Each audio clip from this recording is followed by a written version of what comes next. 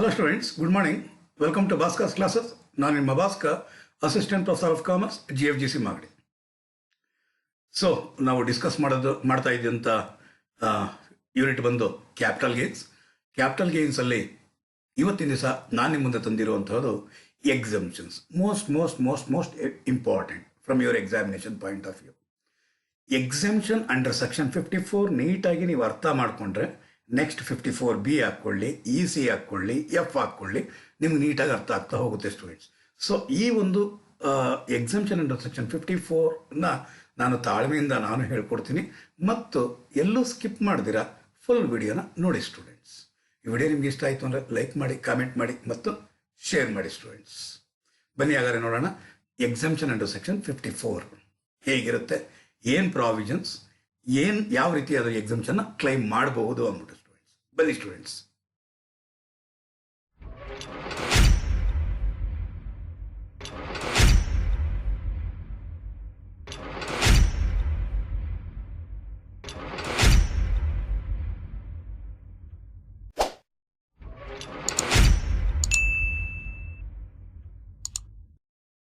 Okay students, exemption under section 54 ನಾವು claim ಮಾಡಬೇಕು ಅಂದರೆ ಕೆಲವು ಕಂಡೀಷನ್ಸ್ ಇದೆ, ಪ್ರಾವಿಷನ್ಸ್ ಇದೆ. ಅದನ್ನು ಅರ್ಥ ಮಾಡಿಕೊಂಡ್ರೆ ನಿಮಗೆ ಫುಲ್ ಮಾರ್ಕ್ಸ್ ಸಿಗೋವಂಥದ್ದು. ಮಾರ್ಕ್ಸ್ ಏನೋ ಸಿಗುತ್ತೆ, ಎಷ್ಟು ಚೆನ್ನಾಗಿ ನೀವು ಕಾನ್ಸೆಪ್ಟ್ನ ನೀವು ಚೆನ್ನಾಗಿ ಅರ್ಥ ಮಾಡ್ಕೊಂಡಿರ್ತೀರೋ ಅಷ್ಟು ಒಳ್ಳೆಯದು ಸ್ಟೂಡೆಂಟ್ಸ್. ಕಾನ್ಸೆಪ್ಟ್ನ ನೀಟಾಗಿ ಅರ್ಥ ಮಾಡಿಕೊಂಡು ಆಮೇಲೆ ಪ್ರಾಬ್ಲಮ್ಸ್ ಹೋಗೋಣ ಸ್ಟೂಡೆಂಟ್ಸ್. ಫಸ್ಟ್ ಕಾನ್ಸೆಪ್ಟ್ನ ಪಕ್ಕ ತಿಳ್ಕೊಂಬಿಡೋಣ. ಕಾನ್ಸೆಪ್ಟ್ ಒಳಕ್ಕೆ ಹೋಗೋಕೆ ಮುಂಚೆ ಸ್ವಲ್ಪ ಇಂಟ್ರೊಡಕ್ಷನ್ ಮುಗಿಸ್ಕೊಂಡು ಮತ್ತೆ ಇಲ್ಲಿಗೆ ವಾಪಸ್ ಬರೋಣ students. So exemption under section 54 ಏನಿದು ಎಕ್ಸಮ್ಷನ್ ಅಂದರೆ ನಾನು ನಿಮ್ಗೆ ಆಲ್ರೆಡಿ ಹೇಳಿದ್ದೀನಿ. ಏನು ಹೇಳಿದ್ದೀನಿ? ಸೇಲ್ ಪ್ರಾಸೆಸ್ನಲ್ಲಿ ಸೆಲ್ಲಿಂಗ್ ಎಕ್ಸ್ಪೆನ್ಸಸ್ ನ ಕಳೆದ ಮೇಲೆ ಬರೋದನ್ನು ನಾವು ಕರಿತೀವಿ ನೆಟ್ ಸೇಲ್ ಪ್ರಾಫಿಟ್ಸ್. ಈ ನೆಟ್ ಸೇಲ್ ಪ್ರಾಫಿಟ್ಸ್ ಅಲ್ಲಿ less indexed cost of acquisition less indexed cost of improvement, ಎರಡನ್ನೂ ಕೂಡ ಕಳೆದ ಮೇಲೆ ಬರುತ್ತಲ್ವಾ, ಇದನ್ನೇ ಏನಂತ ಕರಿತೀರ ನೀವು? ಲಾಂಗ್ ಟರ್ಮ್ ಕ್ಯಾಪಿಟಲ್ ಗೇನ್ ಅಂತ ಕರಿತಿದ್ವಿ ಇಷ್ಟು ದಿವಸ ನಾವು. ಇದು ಬಿಫೋರ್ ಎಕ್ಸಮ್ಷನ್ಗೆ ಮುಂಚೆ ಇಷ್ಟರ ಮೇಲೆ ಟ್ಯಾಕ್ಸ್ ಕಟ್ಟಿ ಅಂತ ಹೇಳ್ತಿದ್ರು. ಸುಮ್ಮನೆ ಉದಾಹರಣೆಗೆ ನನ್ನ ಹತ್ರ ಒಂದು ರೆಸಿಡೆನ್ಷಿಯಲ್ ಹೌಸ್ ಇತ್ತು, 11 lakhsಗೆ ಸೇಲ್ ಮಾಡಿದೆ. 11 lakhsಗೆ ನಾನು ಸೇಲ್ ಮಾಡಿದೆ, 1 ಲಕ್ಷ ರೂಪಾಯಿಯಷ್ಟು ಸೆಲ್ಲಿಂಗ್ ಎಕ್ಸ್ಪೆನ್ಸಸ್ ಆಯಿತು. ಅಂದರೆ ನೆಟ್ ಸೇಲ್ ಪ್ರಾಫಿಟ್ಸ್ ಎಷ್ಟಾಯಿತು ಸ್ಟೂಡೆಂಟ್ಸ್? 10 lakhs ಆಯಿತು.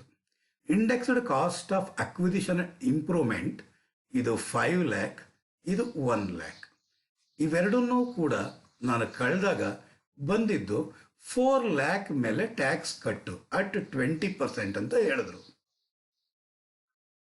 ಏನು ಸರ್, ನನ್ನ ಮನೇನ ನಾನು ಮಾರಿದಕ್ಕೋಸ್ಕರ ನಾನು ಅದ್ರ ಮೇಲೂ ಟ್ಯಾಕ್ಸ್ ಕಟ್ಟಬೇಕಾಗಿದೆಯಾ? ಏನು ಸರ್ ಇದು ನ್ಯಾಯನ ಇದು ಅಂತಂದಾಗ ಇನ್ಕಮ್ ಟ್ಯಾಕ್ಸ್ ಡಿಪಾರ್ಟ್ಮೆಂಟ್ ಅವ್ರು ಹಾಗೆ ಹೇಳಿದ್ರು, ನೋಡಪ್ಪ, ಈಗ ನಿನ್ನ ಹತ್ರ ಏನು ಲಾಂಗ್ ಟರ್ಮ್ ಕ್ಯಾಪಿಟಲ್ ಗೇನ್ ಏನು ಬಂದಿದೆ ಇದನ್ನ ನೀನು ಹಾಗೆ ಇಟ್ಕೊಳಕ್ ಹೋಗ್ಬೇಡ. ನೀನೇನು ಮಾಡು, ಈ ಒಂದು ಏನು ಇನ್ಕಮ್ ಇದೆ, ಲಾಂಗ್ ಟರ್ಮ್ ಕ್ಯಾಪಿಟಲ್ ಗೇನ್ ಬಂದಿದೆ, ಇದನ್ನ ನೀನು ಒಂದು ಹೊಸ ರೆಸಿಡೆನ್ಷಿಯಲ್ ಹೌಸ್ನ ಪರ್ಚೇಸ್ ಮಾಡೋಕೆ ಉಪಯೋಗಿಸ್ಕೊ. ಎಷ್ಟನ್ನು ಉಪಯೋಗಿಸ್ಕೊ? To the maximum extent of long term capital gain.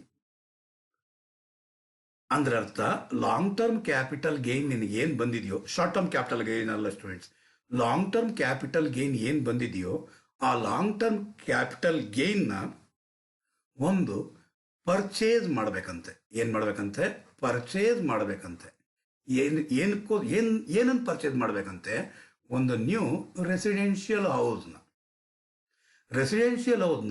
To the maximum extent of long term capital gain ಅಷ್ಟು ನೀನು ಯುಟಿಲೈಸ್ ಮಾಡಿದೆ. ಸೇ ಫಾರ್ ಎಕ್ಸಾಂಪಲ್, ಒಂದು ರೆಸಿಡೆನ್ಷಿಯಲ್ ಹೌಸ್ನ ನಾನು 3 lakhsಗೆ ನಾನು ಪರ್ಚೇಸ್ ಮಾಡಿದೆ ಅಂದ್ಕೊಳ್ಳಿ.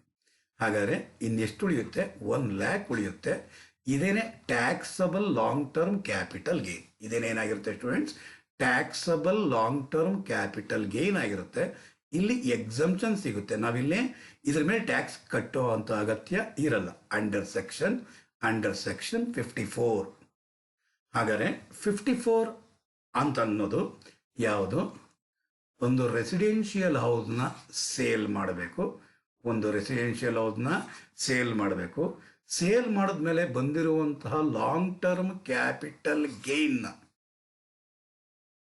ಮತ್ತೊಂದು ರೆಸಿಡೆನ್ಷಿಯಲ್ ಹೌಸ್ನ ನಾವೇನು ಮಾಡಬೇಕು? ಪರ್ಚೇಸ್ ಮಾಡಬೇಕು. ಪರ್ಚೇಸ್ ಮಾಡಿದಾಗ ಆಗ ನಮಗೆ ಸಿಗುತ್ತೆ exemption under section 54 to the maximum extent of long term capital gain. Clear students? Okay sir, ನಮ್ಗೆ ಅರ್ಥ ಆಯಿತು ಸರ್. ಸ್ವಲ್ಪ ಕಾನ್ಸೆಪ್ಟ್ ಅರ್ಥ ಆಯಿತು ಸರ್. ಕಾನ್ಸೆಪ್ಟ್ ನಿಮ್ಗೊಂದು ಸ್ವಲ್ಪ ಅರ್ಥ ಆಯಿತು ಅಂದಮೇಲೆ, ಉದಾಹರಣೆಗೆ ಒಂದು ರೆಸಿಡೆನ್ಷಿಯಲ್ ಹೌಸ್ನ ನಾನು ಪರ್ಚೇಸ್ ಮಾಡಿದ್ದೀನಿ. 1/4/2001 ಎಷ್ಟಕ್ಕೆ ಅಂದರೆ 1 ಲ್ಯಾಕ್ಗೆ ಪರ್ಚೇಸ್ ಮಾಡಿದ್ದೀನಿ. ಆ 1 ಲ್ಯಾಕ್ ಪರ್ಚೇಸ್ ಮಾಡಿರೋದು ಆ ಒಂದು ರೆಸಿಡೆನ್ಷಿಯಲ್ ಹೌಸ್ನ ನಾನಿವಾಗ ಏನು ಮಾಡ್ತಾ ಇದ್ದೀನಿ? ಸೇಲ್ ಮಾಡ್ತಾ ಇದ್ದೀನಿ. ಎಷ್ಟಕ್ಕೆ ಸೇಲ್ ಮಾಡ್ತಾ ಇದ್ದೀನಿ? ಒಂದು 40 ಲ್ಯಾಕ್ಸ್ಗೆ ಸೇಲ್ ಮಾಡ್ತಾ ಇದ್ದೀನಿ. ಹಾಗಾದರೆ ಸೇಲ್ ಪ್ರಾಸೀಡ್ಸ್ ಎಷ್ಟು? 40 ಲ್ಯಾಕ್ಸ್ ಲೆಸ್ ಸೆಲ್ಲಿಂಗ್ ಎಕ್ಸ್ಪೆನ್ಸಸ್, ಏನೂ ಮಾಡಲಿಲ್ಲಂತೆ 40 ಲ್ಯಾಕ್ಸ್. ಇದೇನೇ ನೆಟ್ ಸೇಲ್ ಪ್ರಾಸೀಡ್ಸ್ ಆಯಿತು. Less indexed cost of acquisition. 1/4/2001 1 lac ಇತ್ತು, ಇಂಟು 289 ಡಿವೈಡ್ ಬೈ 100 ಅಂದರೆ ಬಂದಿದ್ದು 2,89,000. ಹಾಗಾದರೆ 40 ಲ್ಯಾಕಲ್ಲಿ 2,89,000 ಹೋಯ್ತು ಅಂತಂದರೆ 37,11,000. ಇದನ್ನೇ ಲಾಂಗ್ ಟರ್ಮ್ ಕ್ಯಾಪಿಟಲ್ ಗೇನ್ ಅಂತ ಕರಿತೀವಿ. ಈಗ ಅವ್ರು ಹೇಳ್ತಾ ಇದ್ದಾರೆ ಇದ್ರ ಮೇಲೆ ಟ್ಯಾಕ್ಸ್ ಕಟ್ಟು ನೀನು ಅಂತ ಹೇಳ್ತಿದ್ದಾರೆ. ಅಸಸಿ ಅಂದರೆ ನಾನೇನು ಮಾಡ್ತಾ ಇದ್ದೀನಿ? ಇದನ್ನು ಸೇಲ್ ಮಾಡಿದ್ದು ನಾನು ಉದಾಹರಣೆಗೆ 9/9/2019 ಅಂದರೆ 9/9/2019 ಅಂದರೆ ಇವಾಗ ನಾನು ಪರ್ಚೇಸ್ ಯಾವಾಗ ಮಾಡ್ಬೇಕು ಸರ್? ನಾನು ಅರ್ಜೆಂಟಾಗಿ ನಾನು ಪರ್ಚೇಸ್ ಮಾಡೋಕ್ಕಾಗತ್ತೆ? ಅದೇನು ತರಕಾರಿ ಕೆಟ್ಟೋಯ್ತಾ, ಈರುಳ್ಳಿ ಕೆಟ್ಟೋಯ್ತಾ, ಟೊಮೆಟೊ ಕೆಟ್ಟೋಯ್ತಾ, ಹೋಗಿ ಬಜಾರ್ಗೆ ಹೋಗಿ ಮಾರ್ಕೆಟ್ಗೆ ಹೋಗ್ಬಿಟ್ಟು ಎತ್ಕೊಂಬಂದ್ಬಿಡ್ಲಿಕ್ಕೆ? ನಾನು ಸ್ವಂತ ವಾಸವಾಗಿರುವಂಥ ಮನೆನ ನಾನು ಹುಡುಕೋದಕ್ಕೆ ಹಾಕ್ಕೊಳ್ಳಿ, ಹೊಸ ಮನೆಗಳು ನನಗೆ ಸಿಗಬೇಕಲ್ವಾ? ಅಥವಾ ನಾನೇ ಕಟ್ಟಬೇಕು ಅಂದ್ಕೊಂಡಿದ್ದೀನಿ, ಹೇಗೆ ಸಾಧ್ಯ ಆಗುತ್ತೆ ಸರ್ ಅಂತಂದಾಗ ಅವರೊಂದು ಟೈಮ್ ಲಿಮಿಟ್ ಕೊಟ್ಟರು. ಏನು ಕೊಟ್ಟರು? ಟೈಮ್ ಲಿಮಿಟ್ ಕೊಟ್ಟರು. ಏನು ಟೈಮ್ ಲಿಮಿಟ್ ಕೊಟ್ಟರು ಅಂದರೆ ಸೇಲ್ ಮಾಡಿದ್ದು ನೀನು ಯಾವಾಗಪ್ಪ? ಸೇಲ್ ಮಾಡಿದ್ದು ಯಾವಾಗ? ನೋಡಿ ಇಲ್ಲಿದೆ, ಸೇಲ್ ಮಾಡಿರೋದು 9/9/2019. 9/9/2019. ನಿಮ್ಮ ಪ್ರೀವಿಯಸ್ ಇಯರ್ ಬಂದು 2019-20 ಅಲ್ವಾ ಸ್ಟೂಡೆಂಟ್ಸ್? ಹೌದು. ಈ 9/9/2019 ನೀನು ಸೇಲ್ ಮಾಡಿದೀಯಾ? ಈ ಸೇಲ್ ಮಾಡಿರುವಂತಹ ಮುಂದಿನ 2 ವರ್ಷದ ಒಳಗಾಗಿ, ಮುಂದಿನ 2 ವರ್ಷ ಅಂದ್ರೆ ಏನು ಬರುತ್ತೆ? 9/9/2021. ಹಿಂದಿನ 1 ವರ್ಷದ ಒಳಗಾಗಿ ಅಂದರೆ 9/9/2018. ಮುಂದಿನ, ನಾನು ಇಲ್ಲಿ ಡೇಟ್ ಒಂದಿನ ಹೆಚ್ಚು ಕಡಿಮೆ ತಗೊತಾ ಇದ್ದೀನಿ, ನಿಮ್ಗೆ ನೀಟಾಗಿ ಅರ್ಥ ಆಗಲಿ ಅಂತ ತಂದ್ಬಿಟ್ಟಿದೆ. ನೀಟಾಗಿ ಇಲ್ಲಿ ಅರ್ಥ ಆಗಲಿ ಅನ್ನೋ ಉದ್ದೇಶಕ್ಕೋಸ್ಕರ ಒಂದಿನ ಹೆಚ್ಚು ಕಡಿಮೆ ತಗೊತಾ ಇದ್ದೀನಿ. 9/9 ಅನ್ನೋದನ್ನೇ ತಗೊತಾ ಇದ್ದೀನಿ, ನಿಮಗೆ ಅರ್ಥ ಆಗಲಿ ಅಂದ್ಬಿಟ್ಟಿದೆ. ಓಕೆ, ಏನಂತ ಹೇಳಿದೆ? ಮುಂದಿನ 2 ವರ್ಷದ ಒಳಗಾಗಿ ಅಥವಾ ಹಿಂದಿನ 1 ವರ್ಷದ ಒಳಗಾಗಿ ನೀನೇನು ಮಾಡ್ಕೋ? ಹೊಸ ರೆಸಿಡೆನ್ಷಿಯಲ್ ಹೌಸ್ನ ನೀನು ಪರ್ಚೇಸ್ ಮಾಡ್ಕೋ. ಅದು ಇಂಡಿಯಾದಲ್ಲಿರಬೇಕು. ಎಲ್ಲಿರಬೇಕು ಸ್ಟೂಡೆಂಟ್ಸ್? ಅದು ಕೂಡ ಅದು ಇಂಡಿಯಾದಲ್ಲಿರಬೇಕು. ಇಂಡಿಯಾದಲ್ಲಿರುವಂತಹ ರೆಸಿಡೆನ್ಷಿಯಲ್ ಹೌಸ್ನ ನೀವು ಪರ್ಚೇಸ್ ಮಾಡ್ಕೋ. ಆಗ ಎಕ್ಸಂಪ್ಷನ್ ಅಂಡರ್ ಸೆಕ್ಷನ್ 54 ಸಿಗುತ್ತೆ ಅಂತ ಹೇಳಿದ್ರು. ಸರ್, ನಾನು ಕನ್ಸ್ಟ್ರಕ್ಷನ್ ಮಾಡಬೇಕು ಅಂದ್ಕೊಂಡಿದ್ದೀನಿ ಸರ್. ಕನ್ಸ್ಟ್ರಕ್ಷನ್ ಮಾಡಬೇಕಾ? ಹಾಗಾದರೆ ನೀನು ಮುಂದಿನ 3 ವರ್ಷದ ಒಳಗಾಗಿ, ಸೇಲ್ ಮಾಡಿರೋ ಡೇಟಿಂದ ಹಿಡಿದು ಮುಂದಿನ 3 ವರ್ಷಗಳು ಅಂದರೆ 9/9/2022 ಈ ಡೇಟ್ನ ಒಳಗಾಗಿ ನೀನು ಹೊಸ ಮನೆನ ಕನ್ಸ್ಟ್ರಕ್ಷನ್ ಕಂಪ್ಲೀಟ್ ಆಗಿರಬೇಕು. ಏನಾಗಿರಬೇಕು? ಹೊಸ ಮನೆ ಕನ್ಸ್ಟ್ರಕ್ಷನ್ ಕಂಪ್ಲೀಟ್ ಆಗಿದ್ರೆ ಆಗ ಎಕ್ಸಂಪ್ಷನ್ ಅಂಡರ್ ಸೆಕ್ಷನ್ 54 ನೀನು ಕ್ಲೈಮ್ ಮಾಡಬಹುದು. Clear students? ಏನು ಹೇಳಿದೆ? ಟೈಮ್ ಲಿಮಿಟ್ ನಾನು ಏನು ಹೇಳ್ತಾ ಇದ್ದೀನಿ, ನಾನು ಮತ್ತೆ ರಿಪೀಟ್ ಇನ್ನೊಂದ್ಸಲಿ ಮಾಡ್ತೀನಿ. ಸೇಲ್ ಮಾಡಿರುವಂತಹ ದಿನದಿಂದ, ಸೇಲ್ ಮಾಡಿದ್ದು ಅವನು 9/9/2019, ಸೇಲ್ ಮಾಡಿರುವಂತಹ ಹಿಂದಿನ 1 ವರ್ಷದ ಒಳಗಾಗಿ ಅಥವಾ ಮುಂದಿನ 2 ವರ್ಷದ ಒಳಗಾಗಿ ಏನು ಮಾಡಬೇಕು? ಅವನು ಪರ್ಚೇಸ್ ಮಾಡಿರಬೇಕಾಗಿರುತ್ತೆ ಸ್ಟೂಡೆಂಟ್ಸ್. Clear students? ಯಾವ ಡೇಟಿಂದ? ಸೇಲ್ ಮಾಡಿರುವಂತಹ ದಿನಾಂಕದಿಂದ ಹಿಂದಿನ 1 ವರ್ಷದ ಒಳಗಾಗಿ ಅಥವಾ ಮುಂದಿನ 2 ವರ್ಷದ ಒಳಗಾಗಿ. ಹಿಂದಿನ 1 ವರ್ಷ ಅಂತಂದರೆ 9/9/18, ಮುಂದಿನ 2 ವರ್ಷ ಅಂತಂದರೆ 9/9/21. ನಾನು ಕನ್ಸ್ಟ್ರಕ್ಷನ್ ಮಾಡಬೇಕು ಅಂತ ಅವನೇನಾದ್ರು ಕೇಳಿದ್ದೆ ಆದರೆ ಮುಂದಿನ 3 ವರ್ಷದ ಒಳಗಾಗಿ, ಅಂದರೆ 9/9/22 ಒಳಗಾಗಿ ಅವನೇನು ಮಾಡಬೇಕು? ಒಂದು ನ್ಯೂ ರೆಸಿಡೆನ್ಷಿಯಲ್ ಹೌಸ್ನ ಅವನು ಕನ್ಸ್ಟ್ರಕ್ಷನ್ ಕಂಪ್ಲೀಟ್ ಮಾಡಿರಬೇಕು. ಏನು ಮಾಡಿರ್ಬೇಕಾಗಿರುತ್ತೆ ಸ್ಟೂಡೆಂಟ್ಸ್? ಕನ್ಸ್ಟ್ರಕ್ಷನ್ ಕಂಪ್ಲೀಟ್ ಮಾಡಿರಬೇಕಾಗಿರುತ್ತೆ ಸ್ಟೂಡೆಂಟ್ಸ್. Clear students? ಗೊತ್ತಾಯ್ತು ಅಂತ ಅಂದ್ಕೊಂಡೆ ಹೇಳಿದ್ದು? ಅರ್ಥ ಆಯ್ತಾ ಹೇಳಿದ್ದು? ಸೊ ಪರ್ಚೇಸ್ ಮಾಡೋದಕ್ಕೆ ಹಿಂದಿನ 1 ವರ್ಷ, ಮುಂದಿನ 2 ವರ್ಷ ಪರ್ಚೇಸ್ ಮಾಡೋದಕ್ಕೆ. ಕನ್ಸ್ಟ್ರಕ್ಷನ್ ಮಾಡೋದಕ್ಕೆ ಮುಂದಿನ 3 ವರ್ಷದ ಒಳಗಾಗಿ ಅವನೊಂದು ಹೊಸ ರೆಸಿಡೆನ್ಷಿಯಲ್ ಹೌಸ್ನ ಅವನೇನು ಮಾಡಿರಬೇಕಾಗಿರುತ್ತೆ ಸ್ಟೂಡೆಂಟ್ಸ್? ಪರ್ಚೇಸ್ ಮಾಡಿ ಮುಂದಿನ 3 ವರ್ಷದ ಒಳಗಾಗಿ ಕನ್ಸ್ಟ್ರಕ್ಷನ್ ಕಂಪ್ಲೀಟ್ ಆಗಿರ್ಬೇಕು ಸ್ಟೂಡೆಂಟ್ಸ್. ಆಗ ಅವನಿಗೆ 54 ಎಕ್ಸಂಪ್ಷನ್ ಸಿಗುತ್ತೆ. ಓಕೆ ಸರ್, ನಮ್ಗೆ ಅರ್ಥ ಹೋಯ್ತು ಸರ್. ಪರ್ಚೇಸ್ ಮಾಡೋದಕ್ಕೆ ಹಿಂದಿನ 1 ವರ್ಷ, ಮುಂದಿನ 2 ವರ್ಷ. ಕನ್ಸ್ಟ್ರಕ್ಷನ್ ಮಾಡೋದಕ್ಕೆ ಮುಂದಿನ 3 ವರ್ಷದೊಳಗೆ ಕನ್ಸ್ಟ್ರಕ್ಷನ್ ಮಾಡಬೇಕು. ಆಯ್ತು ಸರ್, ನಾನು ಮಾಡ್ತೀನಿ ಅಂತ ಹೇಳಿ ಅವನು 37,11,000ಕ್ಕೂ ನಾನು ಪರ್ಚೇಸ್ ಮಾಡ್ತೀನಿ, ಎಕ್ಸಂಪ್ಷನ್ ಕ್ಲೈಮ್ ಮಾಡೋಣ ಅಂತ ಹೇಳಿ ಕ್ಲೈಮ್ ಮಾಡೋಕ್ಕೆ ಪ್ರಯತ್ನ ಪಡ್ತಾನೆ. ಅವನಿಗೆ ಯಾವುದೋ ಮನೆ ಸಿಗಲಿಲ್ಲ. ಜ್ಞಾಪಕ ಇಟ್ಕೊಳ್ಳಿ, ನಿಮ್ಮ previous year most important students. Previous year 1920, ನಿಮ್ಮ ಪ್ರೀವಿಯಸ್ ಇಯರ್ ಏನು 1920, ಅವನು 2019 ಅವನು ಸೇಲ್ ಮಾಡಿದ್ದಾನೆ. ಸೇಲ್ ಮಾಡಿದ್ದಕ್ಕೆ ಅವನಿಗೆ ಲಾಂಗ್ ಟರ್ಮ್ ಕ್ಯಾಪಿಟಲ್ ಗೈನ್ 37,11,000 ಬಂದಿದೆ ಅವನಿಗೆ. ಇದ್ರ ಮೇಲೆ ಅವನು ಟ್ಯಾಕ್ಸ್ ಕಟ್ಟಬೇಕಾ ಬೇಡ? ಈಗ ಎಷ್ಟು ಪರ್ಸೆಂಟು? 20% ರೇಟ್ ಇರುವಂಥದ್ದು ಲಾಂಗ್ ಟರ್ಮ್ ಕ್ಯಾಪಿಟಲ್ ಗೈನ್ ಮೇಲೆ. ಅವನೇನು ಮಾಡ್ತಾನೆ? ಅವನು ಎಕ್ಸಂಪ್ಷನ್ ಕ್ಲೈಮ್ ಮಾಡ್ತೀನಿ ನಾನು ಅಂತ ಹಾಗೆ ಕೂತ್ಕೊಂಡ. ಇಡಿಯಟ್. ಸೊ ಅಂದರೆ ನಾನೇ ಹಾಗೆ ಕೂತ್ಕೊಳ್ಳೋ ಹಾಗಿಲ್ಲ. ಜ್ಞಾಪಕ ಇಟ್ಕೊಳ್ಳಿ, ನಾನು ಅಂದರೆ ಪ್ರೀವಿಯಸ್ ಇಯರ್ 1920 ನಾನು ನನ್ನ ಇನ್ಕಮ್ ಏನಿದೆ ಆ ಇನ್ಕಮ್ನ ಫರ್ನಿಷ್ ಮಾಡಬೇಕು. Due date of return of income ಇಂಡಿವಿಜುವಲ್ಗೆ 31st July 20 ಆಗಿರುತ್ತೆ ಸ್ಟೂಡೆಂಟ್ಸ್. ಯಾವ ಡೇಟ್ ಆಗಿರುತ್ತೆ? 31st July 2020. ಈ ಡೇಟ್ನ ಒಳಗಾಗಿ ನನ್ನ ಇನ್ಕಮ್ ಇಷ್ಟಿಷ್ಟು, ನನ್ನ ಆದಾಯ ಇಷ್ಟಿಷ್ಟು ಅಂತ ಇನ್ಕಮ್ ಟ್ಯಾಕ್ಸ್ ಆಫೀಸರ್ ಮುಂದೆ ಪ್ರೊಡ್ಯೂಸ್ ಮಾಡಿ ನನ್ನ ಆದಾಯದ ಮೇಲೆ ನಾನು ಟ್ಯಾಕ್ಸ್ ಪೇಮೆಂಟ್ ಮಾಡಬೇಕು. ಪ್ರತಿ ವರ್ಷ ಹಿಂದಿನ ಪ್ರೀವಿಯಸ್ ಇಯರ್ ಏನಿದೆಯೋ ಆ ಪ್ರೀವಿಯಸ್ ಇಯರ್ನ 31st July ಪ್ರೀವಿಯಸ್ ಇಯರ್ 1920 ಆಗಿರೋದ್ರಿಂದ 31st July 2020 ದಿವಸ ರಿಟರ್ನ್ ಆಫ್ ಇನ್ಕಮ್ನ ನಾನು ಫರ್ನಿಷ್ ಮಾಡಬೇಕು. ಅವತ್ತಿನ ದಿನ ಎಷ್ಟು ಕಾಣಿಸ್ತಿದೆ? 37,11,000 ಇದೆ. ನಾನು ಎಕ್ಸಂಪ್ಷನ್ ಕ್ಲೈಮ್ ಮಾಡ್ತಿದ್ದೀನಿ ಅಂತ ತೋರಿಸೋ ಹಾಗಿಲ್ಲ. ಸರ್, ನೀವು ಹೇಳಿದ್ರಿ ನೀವು ಸೇಲ್ ಮಾಡಿರುವಂಥ ಮುಂದಿನ 2 ವರ್ಷದ ಒಳಗಾಗಿ ಪರ್ಚೇಸ್ ಮಾಡಿರಬೇಕು, ಅಂದರೆ 9/9/21 ಮುಂದಿನ 3 ವರ್ಷದ ಒಳಗಾಗಿ ಅಂದರೆ 9/9/22 ನನಗೆ ಟೈಮ್ ಇದೆ ಅಲ್ವಾ ಸರ್ ಅಂತಂತಂದರೆ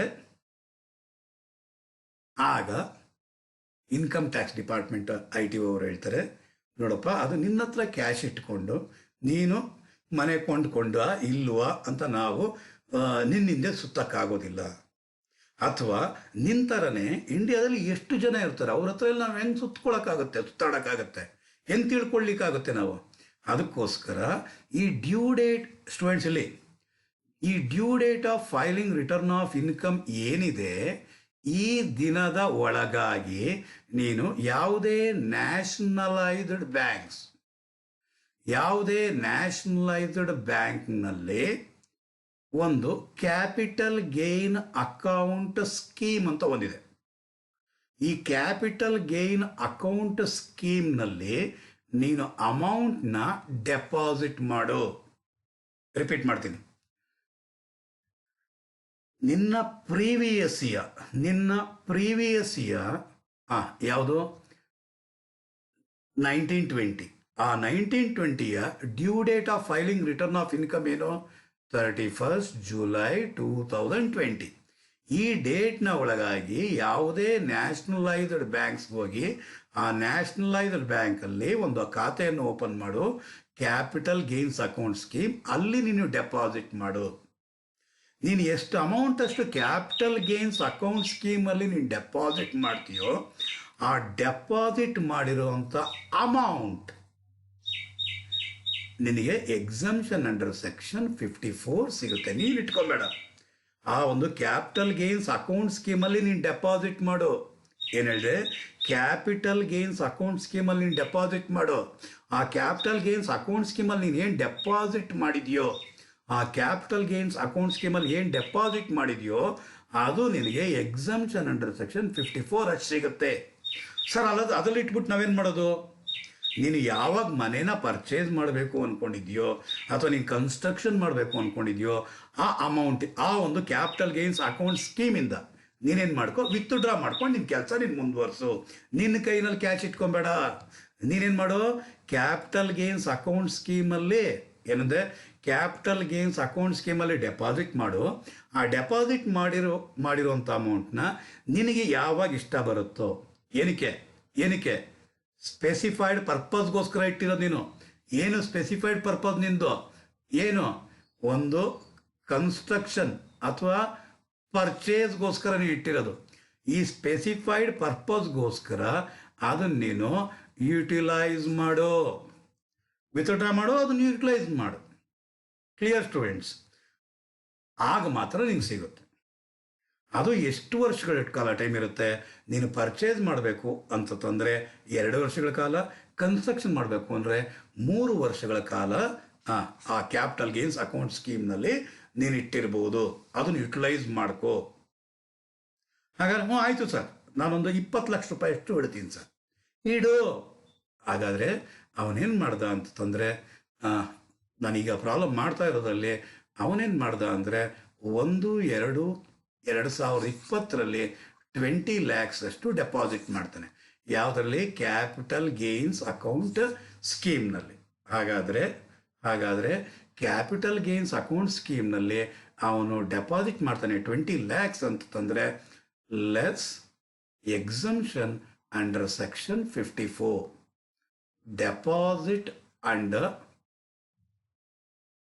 deposit under capital gains account scheme before due date of filing return of income. ಜ್ಞಾಪಕ ಸ್ಟೂಡೆಂಟ್ಸ್, ಏನು before due date of filing return of income ಎಷ್ಟು? 20 lakhs. ಹಾಗಾದ್ರೆ ಇನ್ನು 17,11,000 ಅನ್ನೋದು 17,11,000 ಅನ್ನೋದು taxable long term capital gain ಆಗಿರುತ್ತೆ ಸ್ಟೂಡೆಂಟ್ಸ್. ಹಾಗಾದರೆ ಇದನ್ನ ಅವನು ಯಾವಾಗ ಡೆಪಾಸಿಟ್ ಮಾಡಿದನೋ ಅಲ್ಲಿಂದ ಅಲ್ಲ ಸ್ಟೂಡೆಂಟ್ಸ್. ಸೇಲ್ ಮಾಡಿರೋದು ಯಾವ ದಿನ? 9/9/2019.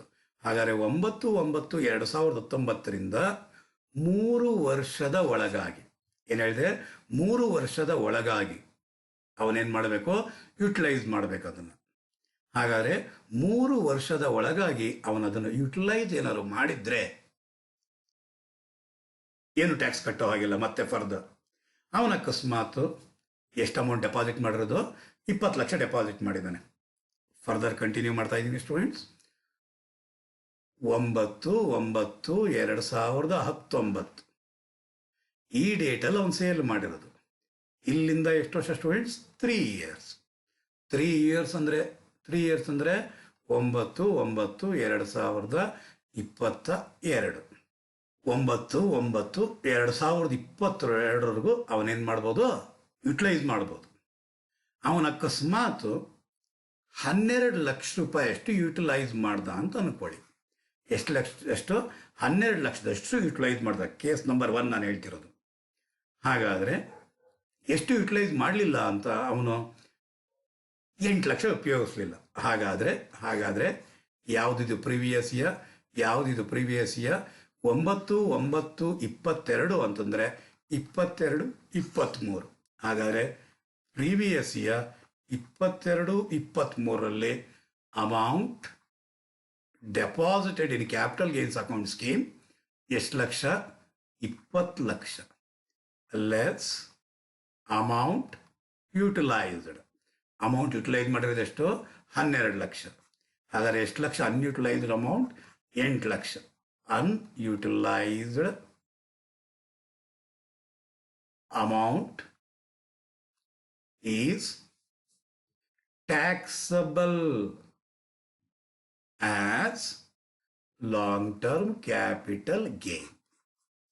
ಯಾವ ವರ್ಷ 3 ವರ್ಷ ಎಕ್ಸೀಡ್ ಆಗಿರುತ್ತೋ ಆ ವರ್ಷ ಏನು ಅಮೌಂಟ್ ಯುಟಿಲೈಸ್ ಮಾಡಿಲ್ವೋ ಅದು ಟ್ಯಾಕ್ಸಬಲ್ ಆಗಿರುತ್ತೆ. ಏನಂತ ಟ್ಯಾಕ್ಸಬಲ್ ಆಗಿರುತ್ತೆ? ಲಾಂಗ್ ಟರ್ಮ್ ಕ್ಯಾಪಿಟಲ್ ಗೇನ್ ಅಂತ ಟ್ಯಾಕ್ಸಬಲ್ ಆಗಿರುತ್ತೆ ಸ್ಟೂಡೆಂಟ್ಸ್. ಯಾವ ವರ್ಷ? 22/23ಕ್ಕೆ. Clear students? ಇದು ಒಂದು ಕೇಸ್. ಎರಡನೇ ಕೇಸ್ ಹೇಳ್ತಾ ಇದ್ದೀನಿ. ಇದು ಒಂದು ಕೇಸು.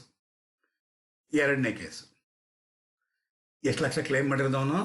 20 ಲಕ್ಷ ಎಕ್ಸಂಪ್ಷನ್ ಅಂಡರ್ ಸೆಕ್ಷನ್ 54 ಕ್ಲೈಮ್ ಮಾಡಿದ್ದಾನೆ. 9/9/2019 ಅವನು ಸೇಲ್ ಮಾಡಿದ್ದಾನೆ. ಹಾಗಾದರೆ ಸೇಲ್ ಮಾಡಿರುವಂತಹ 3 ವರ್ಷಗಳ ಕಾಲ ಅಂದರೆ 9/9/2022 ಅಲ್ಲಿವರೆಗೂ ಟೈಮ್ ಇದೆ ಅವನಿಗೆ.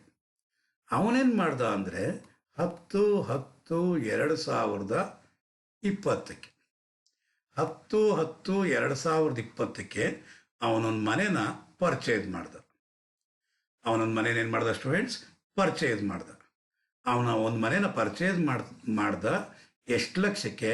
18 ಲಕ್ಷಕ್ಕೆ. ಯಾವುದನ್ನು ಯುಟಿಲೈಸ್ ಮಾಡ್ದ? ಕ್ಯಾಪಿಟಲ್ ಗೇನ್ಸ್ ಅಕೌಂಟ್ ಸ್ಕೀಮ್ಲಿರುವಂಥ 18 ಲಕ್ಷನ ಯುಟಿಲೈಸ್ ಮಾಡ್ದ. ಫೈನ್. 18 ಲಕ್ಷನ ಯುಟಿಲೈಸ್ ಮಾಡ್ದ.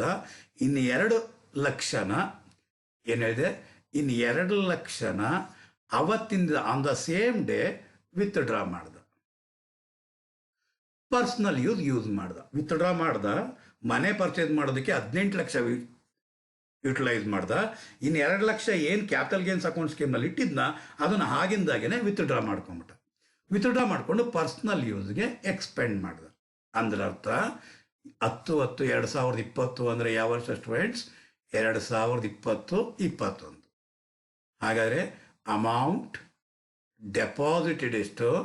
20 ಲಕ್ಷ less amount utilised for construction. Amount utilised for construction ಎಷ್ಟು? 18 ಲಕ್ಷ. ಇನ್ನು 2 ಲಕ್ಷ ವಿತ್ಡ್ರಾ ಮಾಡಿದಾನಲ್ವಾ, that amount is chargeable to tax as long term capital gain. ಯಾವ ವರ್ಷ ಅವನು ಪರ್ಸನಲ್ ಯೂಸ್ಗೆ ವಿತ್ಡ್ರಾ ಮಾಡ್ಕೊಂಡೋ ಆ ವರ್ಷ ಏನಾಗಿರುತ್ತೆ 22ನೇ ಇಸ್ವಿವರೆಗೂ ಕಾಯುವಂಥ ಅಗತ್ಯ ಇಲ್ಲ. ಈ ವರ್ಷನೇ ಏನಾಗ್ಬಿಡುತ್ತೆ ಸ್ಟೂಡೆಂಟ್ಸ್? ಟ್ಯಾಕ್ಸಬಲ್ ಆಗಿಬಿಟ್ಟಿರುತ್ತೆ. ಯಾಕೆಂದರೆ ಅಮೌಂಟ್ ವಿತ್ಡ್ರಾ ಮಾಡಿಬಿಟ್ಟಿದ್ದಾನೆ ಅವನು. ಏನಕ್ಕೋಸ್ಕರ ವಿತ್ಡ್ರಾ ಮಾಡಬೇಕಾಗಿತ್ತು? ಮನೆ ಕಟ್ಟಕ್ಕೋಸ್ಕರ ಅಥವಾ ಪರ್ಚೇಸ್ ಮಾಡೋಕ್ಕೋಸ್ಕರ ಮಾಡಿಲ್ಲ ಅವನು. ವಿತ್ಡ್ರಾ ಮಾಡಿಲ್ಲ ಅವನು, ಅದರ್ ಪರ್ಪಸ್ಗೋಸ್ಕರ ಮಾಡಿದ್ದಾನೆ. ಸೊ ಅದಕ್ಕೋಸ್ಕರ ಇದು ಟ್ಯಾಕ್ಸಬಲ್ ಆಗಿರುತ್ತೆ ಸ್ಟೂಡೆಂಟ್ಸ್. ಮೂರನೇ ಕೇಸ್ ಆಲ್ರೆಡಿ ಗೊತ್ತಿದೆ ನಿಮಗೆ. ಮೂರನೇ ಕೇಸ್ ಏನು? 9/9/2019ಕ್ಕೆ ಅವನೇನು ಮಾಡಿರೋದು? ಸೇಲ್ ಮಾಡಿರೋದು. ಅವನೇನು ಮಾಡ್ದ? 1/2/20ಕ್ಕೆ ಡೆಪಾಸಿಟ್ ಮಾಡಿದ್ದಾನೆ ಕ್ಯಾಪಿಟಲ್ ಗೇನ್ಸ್ ಅಕೌಂಟ್ ಸ್ಕೀಮ್ನಲ್ಲಿ. ಎಷ್ಟು ಲಕ್ಷ? 20 ಲಕ್ಷ. ಇಲ್ಲಿಂದ ಇಲ್ಲಿಂದ ಎಷ್ಟು ವರ್ಷಗಳ ಕಾಲ ಟೈಮ್ ಇರುತ್ತೆ? ಇಲ್ಲಿಂದ ಎಷ್ಟು ವರ್ಷಗಳ ಕಾಲ ಟೈಮ್ ಇರುತ್ತೆ? 3 years ಟೈಮ್ ಇರುತ್ತೆ. 3 years ಅಂದರೆ ಎಷ್ಟು? 9/9/2022 ಟೈಮ್ ಇದೆ ಕನ್ಸ್ಟ್ರಕ್ಷನ್ ಮಾಡೋದಕ್ಕೆ. ಅವನು ಯುಟಿಲೈಸೇ ಮಾಡಲಿಲ್ಲ.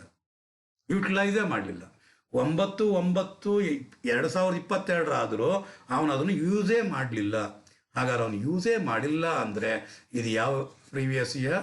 22-23.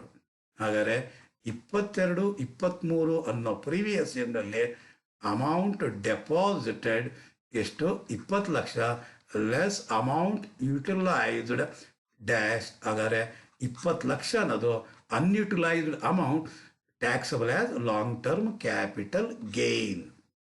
ಲಾಂಗ್ ಟರ್ಮ್ ಕ್ಯಾಪಿಟಲ್ ಗೇನ್ ಆಗಿ ಟ್ಯಾಕ್ಸಬಲ್ ಆಗುತ್ತೆ ಸ್ಟೂಡೆಂಟ್ಸ್ ಆ ವರ್ಷ. Clear students?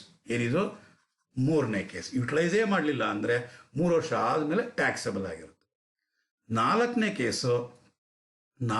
ಕೇಸ್ ಏನು ಅಂದರೆ 9/9/2019 ಅವನೇನು ಮಾಡ್ದ? ಅವನು ಸೇಲ್ ಮಾಡಿದ್ದಾನೆ. ಆದರೆ ಕ್ಯಾಪಿಟಲ್ ಗೇನ್ಸ್ ಅಕೌಂಟ್ ಸ್ಕೀಮಲ್ಲಿ ಅವನು 20 ಲಕ್ಷ ರೂಪಾಯಿಯಷ್ಟು ಡೆಪಾಸಿಟ್ ಮಾಡಿದ್ದಾನೆ. ಅವನು ಟೈಮ್ ಎಷ್ಟಿತ್ತು? 9/9/2022 ಟೈಮ್ ಇತ್ತು. ಆದರೆ ಅವನು ಏನು ಮಾಡ್ತಾನೆ? ಅವನು 10/10/2021 ಫುಲ್ ಅಮೌಂಟ್ ವಿತ್ಡ್ರಾ ಮಾಡಿಬಿಡ್ತಾನೆ. ಯಾವುದೇ ಮನೆ ಪರ್ಚೇಸ್ ಮಾಡೋದಿಲ್ಲ. ಹಾಗಾದರೆ ಯಾವ ವರ್ಷ ವಿತ್ಡ್ರಾ ಮಾಡಿದ್ದವನು? 10/10/21. ಹಾಗಾದರೆ ಪ್ರೀವಿಯಸ್ ಇಯರ್ 21-22ರಲ್ಲಿ, ಪ್ರೀವಿಯಸ್ ಇಯರ್ 21-22ರಲ್ಲಿ ಅಮೌಂಟ್ ಡೆಪಾಸಿಟೆಡ್ ಎಷ್ಟು ಅಂದರೆ 20 lakhs. ಅಮೌಂಟ್ ಯುಟಿಲೈಸ್ಡ್ ಎಷ್ಟು ಅಂದರೆ ನಿಲ್. ಬರುವಂತಹ 20 lakhs ಅನ್ನೋದೇ taxable long term capital gain. ನಾನು ಇಷ್ಟೊತ್ತು ಮಾತಾಡಿದ್ದು ಕ್ಯಾಪಿಟಲ್ ಗೇನ್ಸ್ ಅಕೌಂಟ್ ಸ್ಕೀಮ್ನಲ್ಲಿ ಡೆಪಾಸಿಟ್ ಮಾಡಿರೋದನ್ನು ಏನು ಮಾಡಬೇಕು ಅವನು ಅಂತ ಅಂದ್ಬಿಟ್ಟಿದೆ. ಹಾಗಾದರೆ ನಿಮ್ಮ ಪ್ರೀವಿಯಸ್ ಇಯರ್ನಲ್ಲಿ ಅವನ ಅಕಸ್ಮಾತ್ amount deposited in capital account scheme ಅಂತ ಕೊಟ್ಟಿದ್ರೆ ನೀವು ಎಕ್ಸಂಪ್ಷನ್ ಅಂಡರ್ ಸೆಕ್ಷನ್ 54ನ ನೀವು ಕ್ಲೈಮ್ ಮಾಡ್ಬೋದು ಸ್ಟೂಡೆಂಟ್ಸ್. ಏನು ಹೇಳಿದೆ? ಕ್ಯಾಪಿಟಲ್ ಗೇನ್ಸ್ ಅಕೌಂಟ್ ಸ್ಕೀಮ್ನಲ್ಲಿ ಅವನು ಅಮೌಂಟ್ ಡೆಪಾಸಿಟ್ ಮಾಡಿದ್ದಾನೆ ಅಂದರೆ ನೀವೇನು ಮಾಡಬೇಕಾಗಿರುತ್ತೆ students? Less exemption under section 54 claim ಮಾಡ್ಬೋದು ಸ್ಟೂಡೆಂಟ್ಸ್ ಈ ವರ್ಷ. ಮುಂದಿನ ವರ್ಷದಲ್ಲಿ ಏನಾಗಿರುತ್ತೆ ಅಂತ 4 ಕೇಸ್ ಕೊಟ್ಟಿದ್ದೀನಿ ಸ್ಟೂಡೆಂಟ್ಸ್. 4 ಕೇಸಲ್ಲಿ ಮುಂದಿನ ವರ್ಷದ್ದೂ ಕೂಡ ಎಕ್ಸಾಮಿನೇಷನ್ಲಿ ಕೇಳ್ತಾನೆ. ಅದನ್ನು ಯಾವ ರೀತಿ ಸಾಲ್ವ್ ಮಾಡಬೇಕು ಅಂತ ತೋರಿಸಿದ್ದೀನಿ ಸ್ಟೂಡೆಂಟ್ಸ್. ಹಾಗಾದರೆ ಟೈಮ್ ಲಿಮಿಟ್ ಬಗ್ಗೆ ನಿಮಗೆ ಗೊತ್ತಾಯಿತು. ಮತ್ತೆ ನಾನು ನಿಮ್ಮ ಹತ್ರ ಹಂಚ್ಕೊತಾ ಇರೋದೇನು ಅಂದರೆ, ಸರ್ 9/9/2019 ನಾನು ಸೇಲ್ ಮಾಡಿದ್ದೀನಿ ಸರ್. ಇಷ್ಟೊತ್ತು ಹೇಳಿದ್ದೇನು ಅಂದ್ಬಿಟ್ಟಿದೆ, ಹಿಂದಿನ 1 ವರ್ಷದ ಒಳಗಾಗಿ ಅಥವಾ ಮುಂದಿನ 2 ವರ್ಷದ ಒಳಗಾಗಿ ಅವನೇನು ಮಾಡಬೇಕು? ಪರ್ಚೇಸ್ ಮಾಡಬೇಕಾಗಿರುತ್ತೆ ಸ್ಟೂಡೆಂಟ್ಸ್. ಹಾಗಾದರೆ ಪರ್ಚೇಸ್ ಮಾಡೋಕ್ಕೇನು? ಹಿಂದಿನ 1 ವರ್ಷ, ಮುಂದಿನ 2 ವರ್ಷ. ಕನ್ಸ್ಟ್ರಕ್ಷನ್ ಮಾಡೋಕ್ಕೆ ಮುಂದಿನ 3 ವರ್ಷಗಳು. ಏನಕ್ಕೋಸ್ಕರ? ಕನ್ಸ್ಟ್ರಕ್ಷನ್ ಮಾಡೋಕ್ಕೋಸ್ಕರ. ನಿಮಗೆ ನಿಮ್ಮ due date of filing return of income, due date of filing return of income ಯಾವ ದಿನ ಇರೋದು? 31st July 2020. ಈ ಡೇಟ್ನ ಒಳಗಾಗಿ ನಿಮ್ಮ ಇನ್ಕಮ್ನ ಫರ್ನಿಷ್ ಮಾಡಬೇಕು. ಹಾಗಾದರೆ ನಿಮ್ಗೆ ಯಾವುದು ಮನೆ ಸಿಗಲಿಲ್ಲ ಅಂತ ಅಂದ ಪಕ್ಷದಲ್ಲಿ ಅನ್ನೋ ಮೂಮೆಂಟಲ್ಲಿ ನೀವು ಏನು ಮಾಡಬೇಕಾಗಿರುತ್ತೆ? ಕ್ಯಾಪಿಟಲ್ ಗೇನ್ಸ್ ಅಕೌಂಟ್ ಸ್ಕೀಮಲ್ಲಿ ಡೆಪಾಸಿಟ್ ಮಾಡಿ. ಈ ಒಂದು ಸ್ಪೆಸಿಫಿಕ್ ಪರ್ಪಸ್ಗೋಸ್ಕರ ಸ್ಪೆಸಿಫೈಡ್ ಟೈಮ್ ಲಿಮಿಟ್ನ ಒಳಗಾಗಿ ನೀವೇನು ಮಾಡಿ? ಆ ಅಮೌಂಟ್ನ ವಿತ್ಡ್ರಾ ಮಾಡಿ ಯೂಸ್ ಮಾಡ್ಕೊಳ್ಳಿ. ಎಕ್ಸಂಪ್ಷನ್ ಅಂಡರ್ ಸೆಕ್ಷನ್ 54 ಸಿಗುತ್ತೆ. ಅಕಸ್ಮಾತ್ ನೀವು ಯುಟಿಲೈಸ್ ಮಾಡಿಕೊಳ್ಳಿಲ್ಲ ಅಂದರೆ ಯಾವ ವರ್ಷ ಎಕ್ಸ್ಪೈರ್ ಆಗಿರುತ್ತೋ ಆ ಅನ್ಯುಟಿಲೈಸ್ಡ್ ಅಮೌಂಟ್ ಅಷ್ಟು ಟ್ಯಾಕ್ಸಬಲ್ ಆಗಿರುತ್ತೆ. ಏನಂತ? ಲಾಂಗ್ ಟರ್ಮ್ ಕ್ಯಾಪಿಟಲ್ ಗೇನ್ ಆಗಿ. ಇಷ್ಟು ವಿಚಾರ ಇಷ್ಟೊತ್ತು ಹಂಚ್ಕೊಂಡಿದ್ದು. ಈಗ ಇವಾಗ ಮತ್ತೆ ವಾಪಸ್ ಬರ್ತಾ ಇದ್ದೀನಿ. ಅಕಸ್ಮಾತ್ ನಾನೇನು ಮಾಡಿದೆ, 9/9/2019 ನಾನೇನು ಮಾಡಿದೆ, ಸೇಲ್ ಮಾಡಿದೆ. ಏನು ಕಂಡೀಷನ್ ಹೇಳ್ತಿರೋದು, ಹಿಂದಿನ 1 ವರ್ಷದ ಒಳಗಾಗಿ ಅಥವಾ ಮುಂದಿನ 2 ವರ್ಷದ ಒಳಗಾಗಿ ಪರ್ಚೇಸ್ ಮಾಡಿರಬೇಕು ಅಂತ ಹೇಳಿದ್ರು, ಅಥವಾ ಮುಂದಿನ 3 ವರ್ಷದ ಒಳಗಾಗಿ ಕನ್ಸ್ಟ್ರಕ್ಷನ್ ಮಾಡಿರಬೇಕು ಅಂತ ಹೇಳಿದ್ರು. ಉದಾಹರಣೆಗೆ ಕನ್ಸ್ಟ್ರಕ್ಷನ್ ಮಾಡಿದ್ದೀನಿ ಅಂತ ಅನ್ಕೊಂತೀನಿ 10/10/20. ಏನಿದು ಕನ್ಸ್ಟ್ರಕ್ಷನ್ ಕಂಪ್ಲೀಟ್ ಆಗಿರೋ ಡೇಟ್ ಅಥವಾ ಪರ್ಚೇಸ್ ಮಾಡಿರೋ ಡೇಟ್, ಎರಡಾಗಿ ಯಾವ್ದು ಬೇಕಾದ್ರೂ ಅನ್ಕೊಳ್ಳಿ. ಯಾವುದು? 10/10/20. ಜ್ಞಾಪಕ ಇರಲಿ ಸ್ಟೂಡೆಂಟ್ಸ್, ಈ ಹೊಸದಾಗಿ ಪರ್ಚೇಸ್ ಮಾಡಿರುವಂತಹ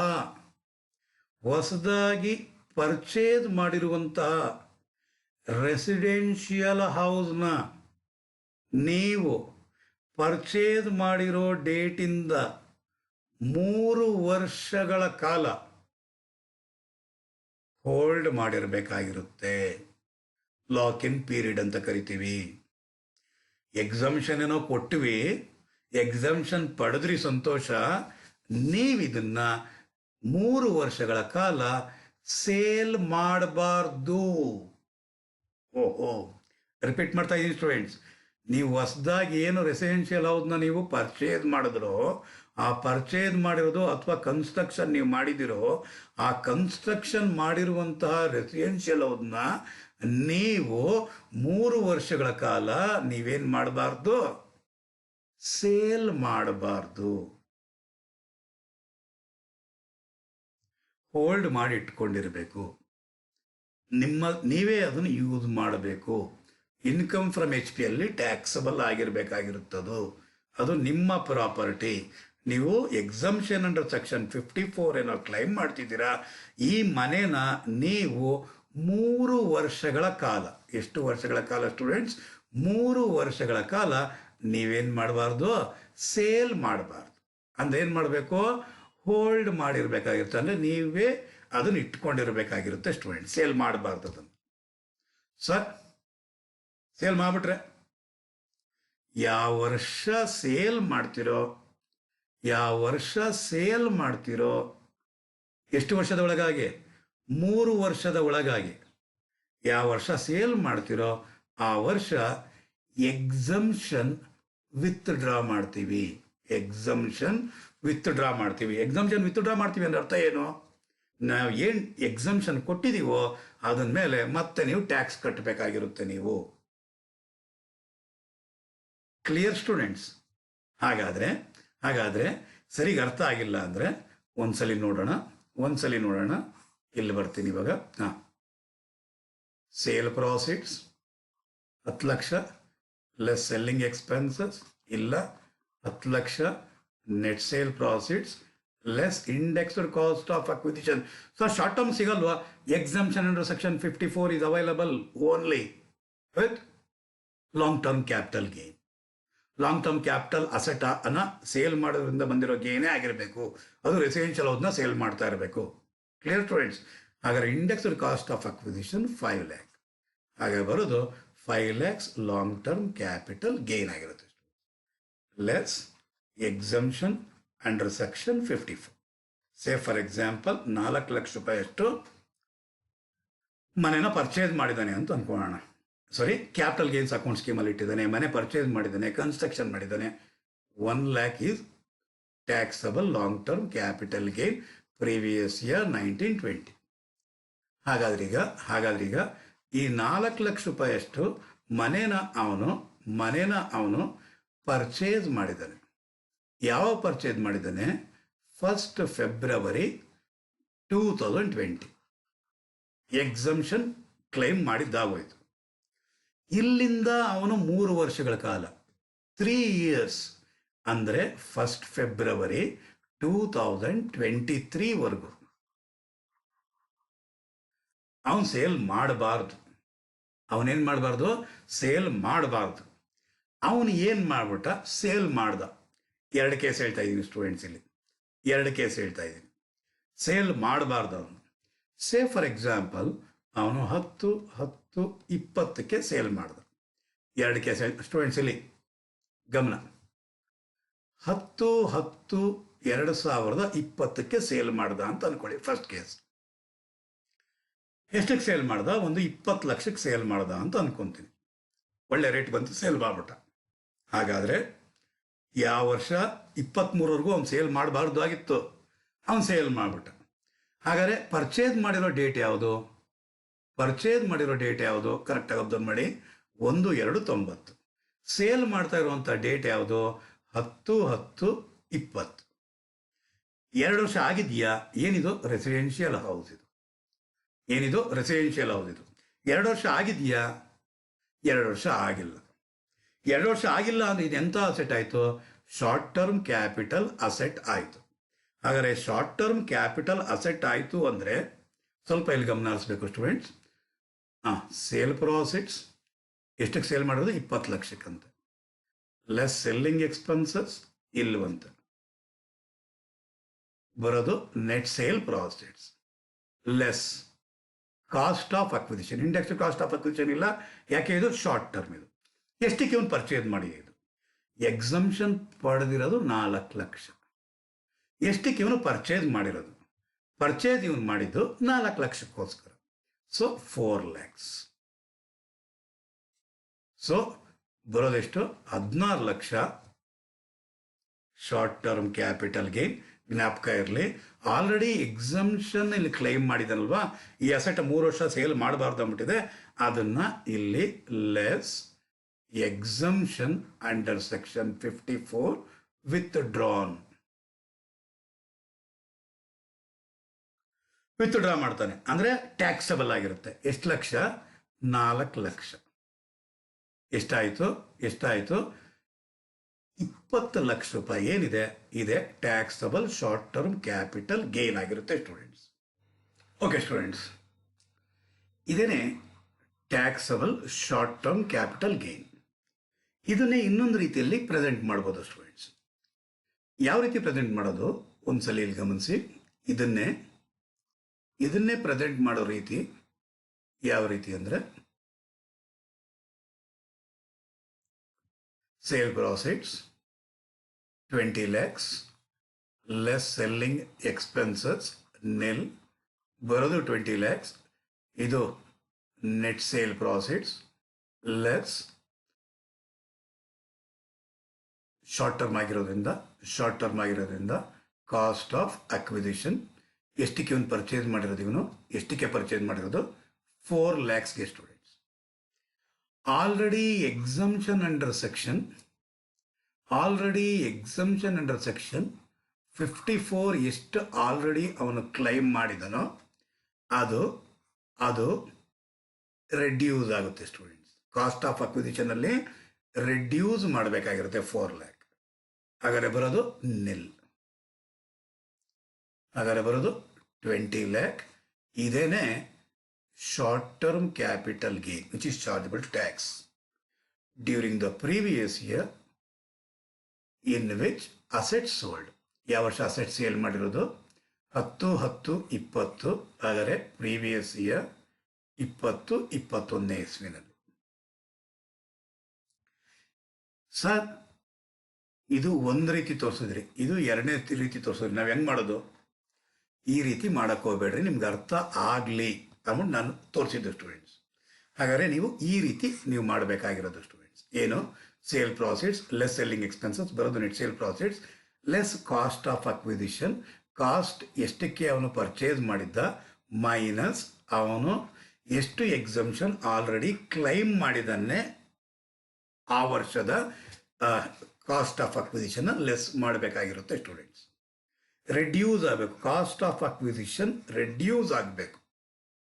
ಕ್ಲಿಯರ್ ಆಯಿತು ಅನ್ಸುತ್ತೆ ಸ್ಟೂಡೆಂಟ್ಸ್. ದೆನ್ ಇಲ್ಲಿ ಬರ್ತೀನಿ. 5/5/22ಗೆ ಅಕಸ್ಮಾತ್ ಸೇಲ್ ಮಾಡಿದ್ರೆ 5/5/22 ಅಂದರೆ ಪರ್ಚೇಸ್ ಮಾಡಿದ್ದು ಯಾವಾಗ? ಪರ್ಚೇಸ್ ಮಾಡಿರೋದು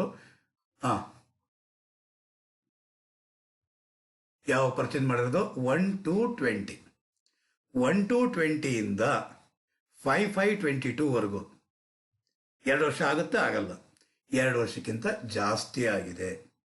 ಸೊ ಹಾಗಾದ್ರೆ ಇದೇನಾಯಿತು, ಲಾಂಗ್ ಟರ್ಮ್ ಕ್ಯಾಪಿಟಲ್ ಅಸೆಟ್ ಆಯಿತು. ಹಾಗಾದರೆ ಲಾಂಗ್ ಟರ್ಮ್ ಕ್ಯಾಪಿಟಲ್ ಅಸೆಟ್ ಆಯಿತು ಅಂದರೆ ಯಾವ ರೀತಿ ಕಂಪ್ಯೂಟ್ ಮಾಡಬೇಕಾಗಿರುತ್ತೆ, ಸೇಲ್ ಪ್ರಾಫಿಟ್ಸ್ ಎಷ್ಟು ಲಕ್ಷ, 20 ಲಕ್ಷ, ಲೆಸ್ ಸೆಲ್ಲಿಂಗ್ ಎಕ್ಸ್ಪೆನ್ಸಸ್ ನಿಲ್, ಬರುವಂತಹದ್ದು 20 lakhs, ಏನದು net sale profits, less indexed cost of acquisition. Indexed cost of acquisition ಹೇಗೆ ತೊಗೊಬೇಕು, 4 ಲಕ್ಷಕ್ಕೆ ಪರ್ಚೇಸ್ ಮಾಡಿರೋದು ಮೈನಸ್ ಎಕ್ಸಮ್ಷನ್ ಅರ್ಲಿಯರ್ ಕ್ಲೈಮ್ ಮಾಡಿರೋದೆಷ್ಟು, -4 ಲಕ್ಷ ಇಂಟು CII ತೊಗೊಬೇಕಾಗಿರೋದು. ಯಾವ ವರ್ಷ, 289 ತೊಗೊಬೇಡಿ, ಯಾವ ವರ್ಷ, ಈ 5/5/22 ಅಂದರೆ ಪ್ರೀವಿಯಸ್ ಇಯರ್ ಏನಾಯಿತು, 22-23ರಲ್ಲಿ. ಯಾವ ವರ್ಷ, 22-23ರಲ್ಲಿ ಏನು CII ಇದೆಯೋ ಆ ವರ್ಷದ್ದು divide by CII sale purchase ಮಾಡಿದ್ದು. ಯಾವಾಗ ಪರ್ಚೇಸ್ ಮಾಡಿದ್ದು, 19-20ರಲ್ಲಿ.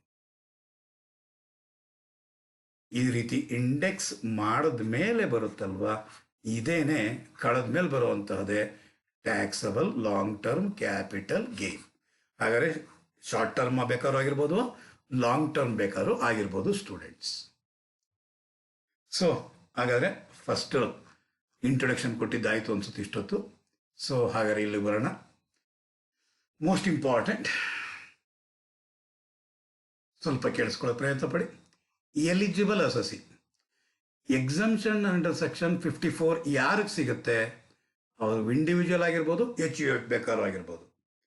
ಅದರ್ ಅಸೋಸಿ ಇದ್ದಾರೆ ಇದಲ್ಲ, ಕಂಪನಿ ಹಾಕ್ಕೊಳ್ಳಿ, firm either registered or unregistered ಅಥವಾ artificial juridical person, association of persons, ಅವ್ರಿಗೆ ಯಾರಿಗೂ ಈ ಒಂದು ಎಕ್ಸಮ್ಷನ್ ಅಂಡರ್ ಸೆಕ್ಷನ್ 54 ಸಿಗಲ್ಲ.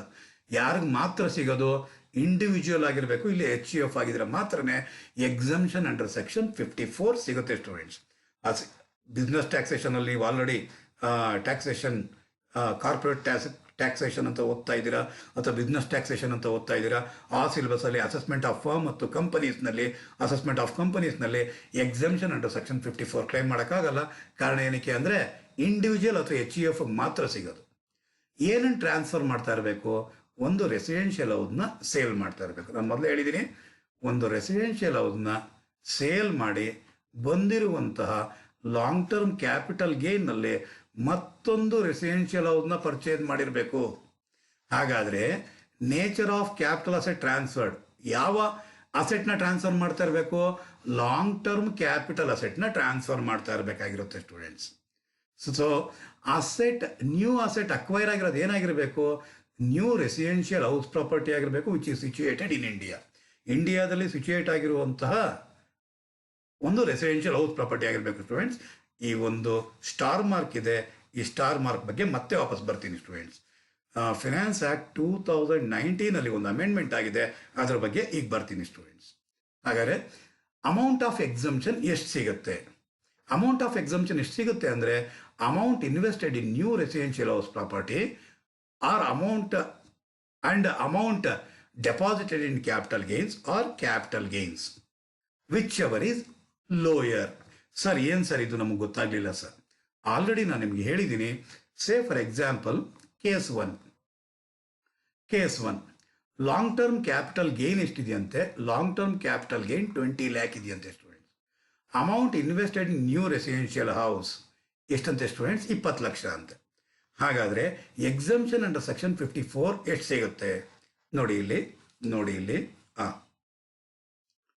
ಲಾಂಗ್ ಟರ್ಮ್ ಕ್ಯಾಪಿಟಲ್ ಗೇನ್ ಬಂದಿದೆ, 20 ಲಕ್ಷ ಬಂದಿದೆ, ಲೆಸ್ ಎಕ್ಸಮ್ಷನ್ ಅಂಡರ್ ಸೆಕ್ಷನ್ 54 ಎಷ್ಟು ಸಿಗುತ್ತೆ ಅಂತಂದರೆ, ಎಕ್ಸಮ್ಷನ್ ಅಂಡರ್ ಸೆಕ್ಷನ್ 54 ಸಿಗೋದು ಒಂದು amount invested in new residential house property ಆಗಿರ್ಬೋದು ಅಥವಾ ಕ್ಯಾಪಿಟಲ್ ಗೇನ್ಸ್ ಅಕೌಂಟ್ ಸ್ಕೀಮ್, ಇವೆರಡನ್ನೂ ಆ್ಯಡ್ ಮಾಡ್ಕೊಳ್ಳಿ.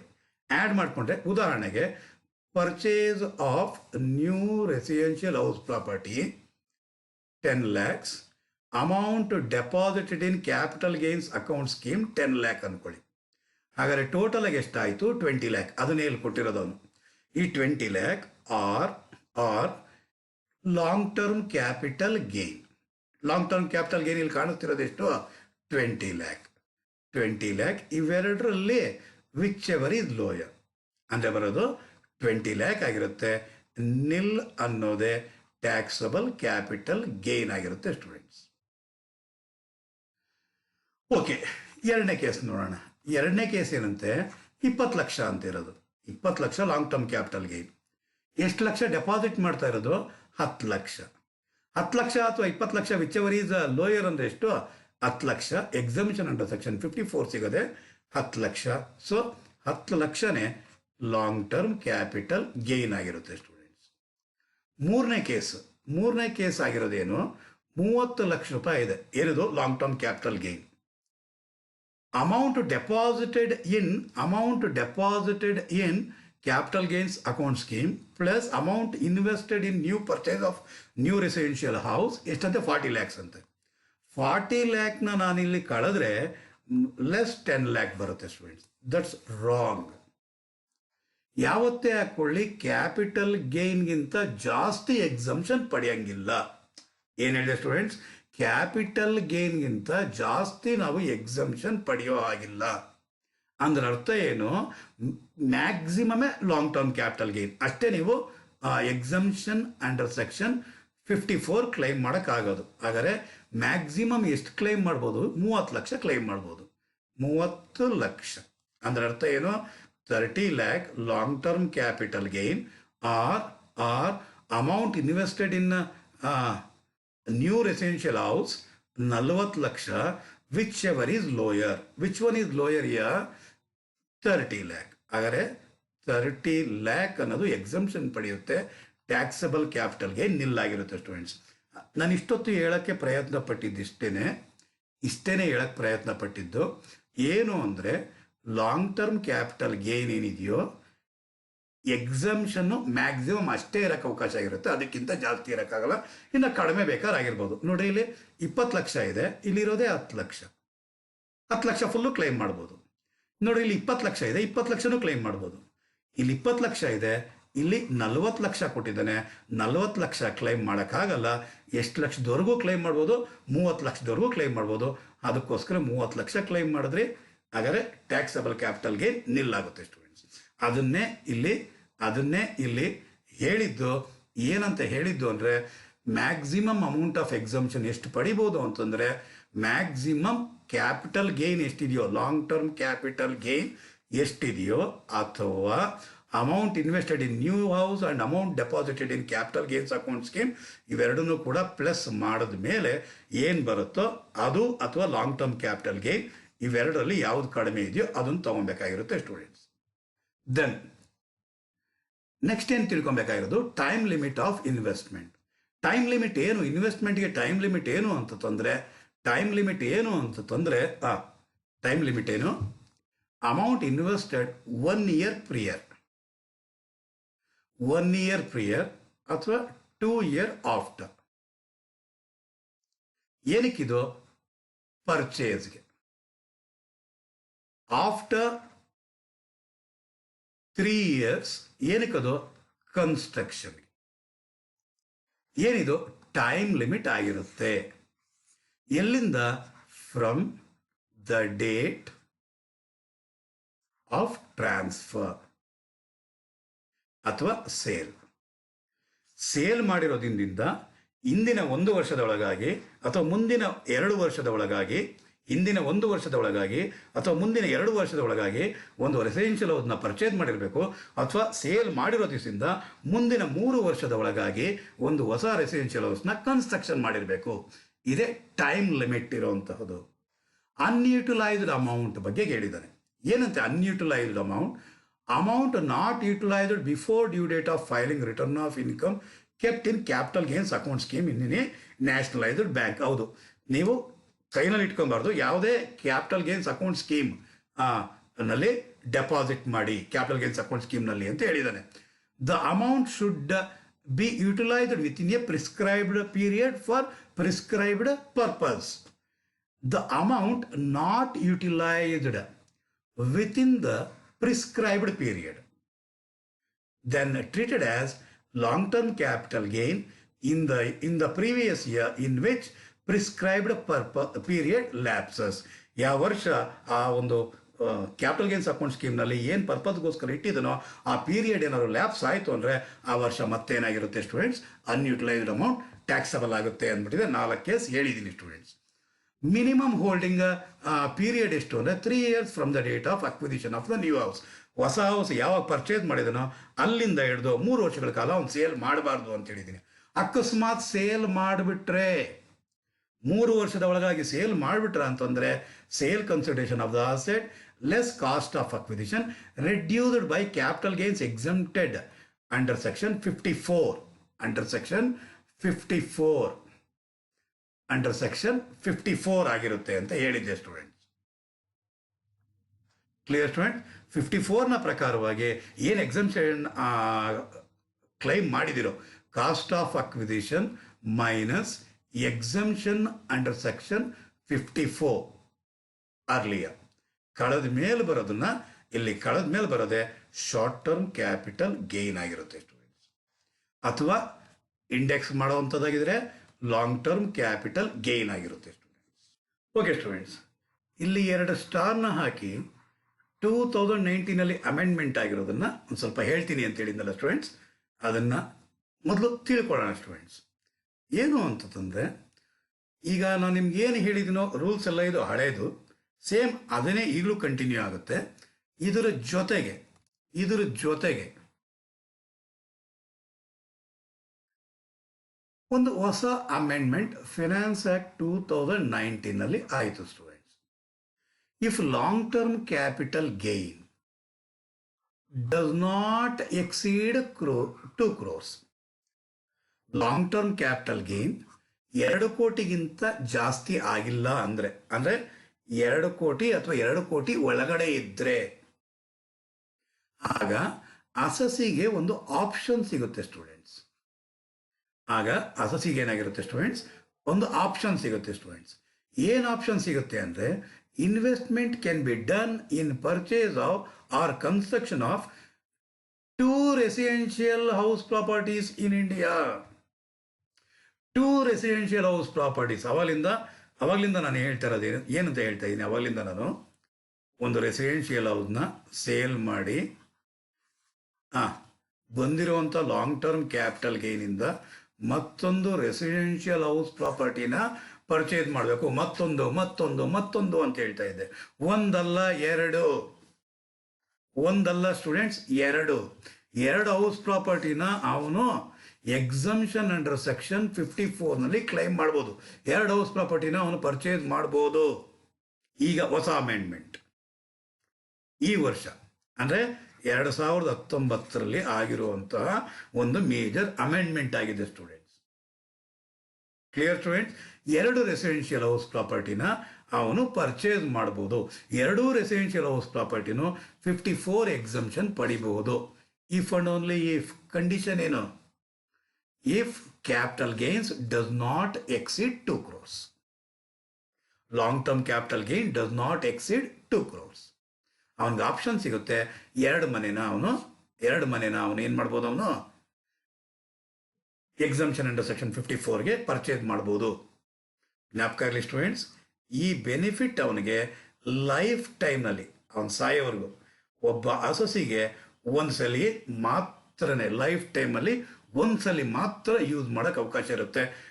ಕ್ಲಿಯರ್ ಆಯ್ತಾ? ಈ ವರ್ಷ 2 ಹೌಸ್ ಪ್ರಾಪರ್ಟಿನ 54 ಕ್ಲೈಮ್ ಮಾಡಿ ಇನ್ನೊಂದು ನಾಳೆ ಅಂದರೆ ಮುಂದಿನ ವರ್ಷ ಮತ್ತೆ ಈ 2 ಹೌಸ್ ಪ್ರಾಪರ್ಟಿನ ಕ್ಲೈಮ್ ಮಾಡೋಕ್ಕಾಗಲ್ಲ ಸ್ಟೂಡೆಂಟ್ಸ್. ಜೀವನದಲ್ಲಿ ಒಬ್ಬ ವ್ಯಕ್ತಿ ಒಂದ್ಸಲಿ ಮಾತ್ರನೇ ಈ ಒಂದು ಫೆಸಿಲಿಟಿನ ಕ್ಲೈಮ್ ಮಾಡ್ಬೋದು. 54 2 ಮನೆನ ಸ್ವಂತಕ್ಕೆ ಅಂದರೆ 54 ಎಕ್ಸಮ್ಷನ್ಗೋಸ್ಕರ ಕ್ಲೈಮ್ ಮಾಡ್ಬೋದು ಸ್ಟೂಡೆಂಟ್ಸ್. ಇಲ್ಲಿ ಇಫ್ ಎಕ್ಸೀಡ್ 2 crores, 2 ಕೋಟಿ ಎಕ್ಸೀಡ್ ಆಗೋಯ್ತು ಅಂದ್ಕೊಳ್ಳಿ, ಆಗ 2 ಹೌಸ್ ಪ್ರಾಪರ್ಟಿ ಬರಲ್ಲ.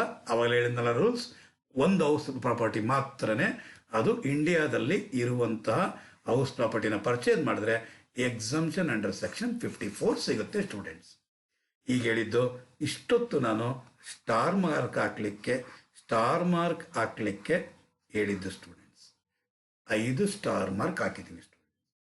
2 ಕೋಟಿಗಿಂತ ಕಡಿಮೆ ಇತ್ತು ಅಂದರೆ 2 ಕೋಟಿಗಿಂತ ಕಡಿಮೆ ಇತ್ತು ಅಂದರೆ ಹಾಂ, ಒಂದು ರೆಸಿಡೆನ್ಷಿಯಲ್ ಹೌಸ್ನ ಬದಲಾಗಿ ಅವನು 54ಗೆ ಕ್ಲೈಮ್ ಮಾಡೋದಕ್ಕೆ 2 ಹೌಸ್ ಪ್ರಾಪರ್ಟಿನ ಅವನು ಕ್ಲೈಮ್ ಮಾಡಬಹುದು. ಅದು ಲೈಫ್ ಟೈಮ್ ಒಂದ್ಸಲಿ ಮಾತ್ರ. ಹಾಂ, 2 ಕೋಟಿಗಿಂತ ಏನಾದ್ರು ಜಾಸ್ತಿ ಇತ್ತು ಅಂದರೆ 2 ಕೋಟಿಗಿಂತ ಏನಾದ್ರು ಜಾಸ್ತಿ ಇತ್ತು ಅಂದರೆ ಅವನು ಒಂದೇ ಹೌಸ್ ಪ್ರಾಪರ್ಟಿನ ಅವನು ಕ್ಲೈಮ್ ಮಾಡಬೇಕಾಗಿರುತ್ತೆ ಸ್ಟೂಡೆಂಟ್ಸ್. ಕ್ಲಿಯರ್ ಆಯ್ತಾ ಸ್ಟೂಡೆಂಟ್ಸ್? ಗೊತ್ತಾಯ್ತಾ ಸ್ಟೂಡೆಂಟ್ಸ್? ಇದು ಮೇಜರ್ ಅಮೈಂಡ್ಮೆಂಟ್. ಹಾಗಾದರೆ 2 ಕೋಟಿ ಒಳಗಡೆ ಇತ್ತು ಅಂದರೆ ಎಕ್ಸಂಪ್ಷನ್ ಅಂಡರ್ ಸೆಕ್ಷನ್ 54 ಕ್ಲೈಮ್ ಮಾಡಬೇಕು ಅಂದರೆ ಒಂದು ಹೌಸ್ ಪ್ರಾಪರ್ಟಿನ ಇಂಡಿಯಾದಲ್ಲಿ ಇರೋದು ಕೊಂಡ್ಕೊಂಡ್ರೂ ಪರವಾಗಿಲ್ಲ, ಅಥವಾ 2 ಹೌಸ್ ಪ್ರಾಪರ್ಟಿ ಕೊಂಡ್ಕೊಂಡು ಪರವಾಗಿಲ್ಲ. ಅವನು ಆಪ್ಟ್ ಮಾಡಿದ್ರ ಅಂದರೆ 2 ಹೌಸ್ ಪ್ರಾಪರ್ಟಿನೂ ಕ್ಲೈಮ್ 54 ಕ್ಲೈಮ್ ಮಾಡ್ಬೋದು ಸ್ಟೂಡೆಂಟ್ಸ್. ಯಾವಾಗ 2 crores ಒಳಗಡೆ ಇದೆ ಲಾಂಗ್ ಟರ್ಮ್ ಕ್ಯಾಪಿಟಲ್ಗೆ.